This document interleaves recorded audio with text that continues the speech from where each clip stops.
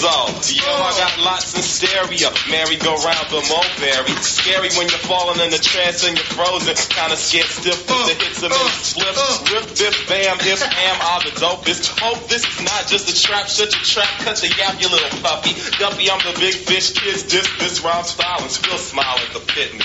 None can match suffering sucker sass. No mustache, but I got some cash. Yeah, pressure makes a foe transparent to the naked eye, and they just hate to try the colossal. Not so involved with the dabber talk. Catch a tiger by the toe and watch the blabber walk forward. Board, this here freight train. No way game, but still I make bang. Pass hope that might turn tango one. Taryn Delvon Jones, aka Del the Funky Homosapien, born August 12, 1972. Today's feature is the important story of art versus fame, money, and how sometimes achievement is placed above talent, skill, and actual love for music. I think it's imperative to mention that Del the Funky Homosapien feature in no way says he was a disappointing artist, as stunted only means as far as the industry and the fans are concerned when they place expectations on artists as if they all are in a race to make it to the top in their field, not understanding that art and industry creates very different paths for each individual artist, which is why you can't and mustn't confuse a true artist that cares about each fabric of what they do to an artist built for mainstream success and the public eye. Del the Funky Homosapien is on the side of the rare true artist whose success you can't quantify in hits, gold and platinum albums, a flashy presence online, and awards. As far as his importance to the game, Del is at the highest level of skill, natural talent, and what he brought to lyricism for West Coast rap music. Jay-Z once said in so many words that deep down he wants to be an artist that cares more about the skill of what he does, writing deep and intricate lyrics mixed with complex flow and multiple rhyme patterns, but he understands that wouldn't sell records and place his name in the history books as one of the best rappers ever. He chose the side of being a mainstream artist, and rappers like Del, whether intentionally or they knew no other way, are on the opposite side, where competition to be the technical best at what you do and the respect for being that is most important. Also, I don't think being mainstream would move an artist like Del, who, if he wasn't paid $1 for music, I think would still rap, produce music, care about design, animation, and sound.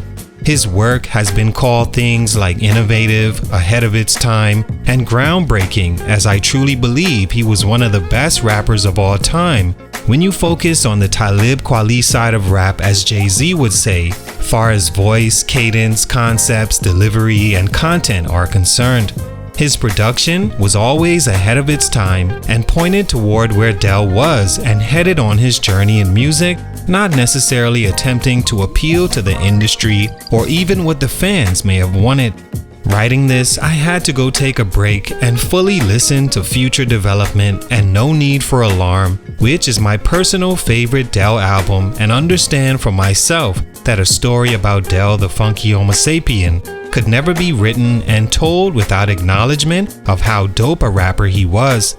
Maybe not the industry achievements some expected, and in that context, let's talk about the reasons he didn't grow toward high mainstream status. Salute to Malik FM on IG for this request. Let's talk about it. It's your boy JC Stunted Growth Music. Let's get it. Take a minute to like, subscribe, and comment on who I should do next. Del the Funky Homosapien is a rapper, songwriter, and record producer from Oakland, California, the cousin of Ice Cube, who remembers visiting his aunt, Cube's mother in South Central Los Angeles, and watching Cube's come up in rap, soaking up what he could for his own attempt at music, while assisting in writing and production for Cube and his group The Lynch Mob. Del himself was a part of a collective he founded called Hieroglyphics, getting the name from a friend who had it first but hated it and allowed Del to run with it. He created its logo, which became one of the more recognizable globally. Del's name was simply created because he wanted to say he was the man in a more creative way. He was signed to Elektra Records, releasing his debut album in 1991, led by Ice Cube's production, and although a critical success, wasn't very liked by Del himself, who separated from Cube's production thereafter. Some call his flow and voice some of the best in rap history, so why isn't he considered as such? Stunt number 1, too much of an artist. It sounds those words could never be true, but understanding the two sides of the music industry, this was one of the biggest and foundational issues with why Del the Funky Homosapien didn't grow into one of the biggest rappers in the game on a mainstream level. It's also a foundational issue with the support true artists receive in the music industry versus the artist that focuses on building a catalog to achieve success and recognition. Artists like Del solely focus on being the best rapper and making the best music that feels innovative and creative to them. His entire career was indicative of this, as all his albums he attempted to stray as far away from the pack as possible or ahead of the boundaries of mainstream rap music. In '91, when he released his debut album, gangsta rap had already become a thing, led by rappers like his cousin Ice Cube and the group NWA, but in typical Del fashion, he came out with an album for the quirky, can be seen as nerdy 19-year-old that was of the streets but not in the streets or glorifying the gangsta life, because more than anything, it just wasn't who he was. He says Ice Cube's perception of the streets were from his LA upbringing, where gangbanging culture was their streets, while for him, the streets looked totally different. Although he could have made music toward the popular, which was gangsta rap, he stayed true to himself and made music he saw as pushing the boundaries of what hip-hop was.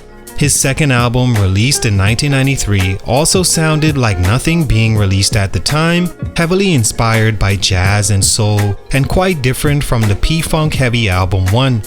It separated Del from the mainstream and West Coast rapper expectations, along with his Hieroglyphics collective, as lyrically on a level above radio popularity. On Catch a Bad One, he says how there's no time for gangs. He's more focused on his vocals being received, understood, and appreciated for his lyrics being second to none. Easily one of the more underrated rap albums of all time as far as the true hip-hop art form is concerned.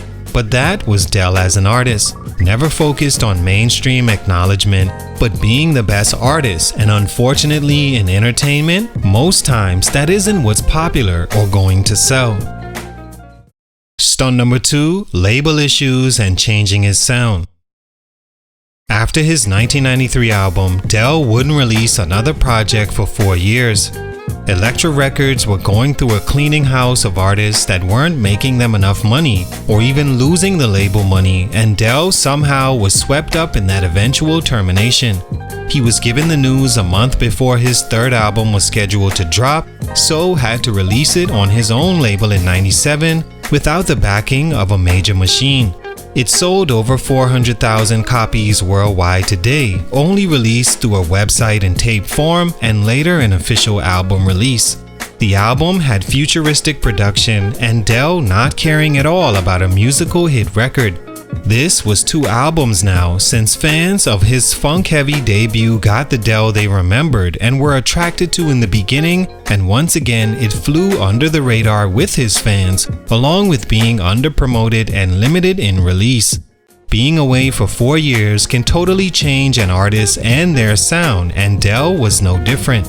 At this point, maybe he lacked the rapport with his fans, who hoped they'd get that old Del back, but for him, it was always about moving forward, and that disconnect, as well as being dropped and the wait for new music, hurt his industry career.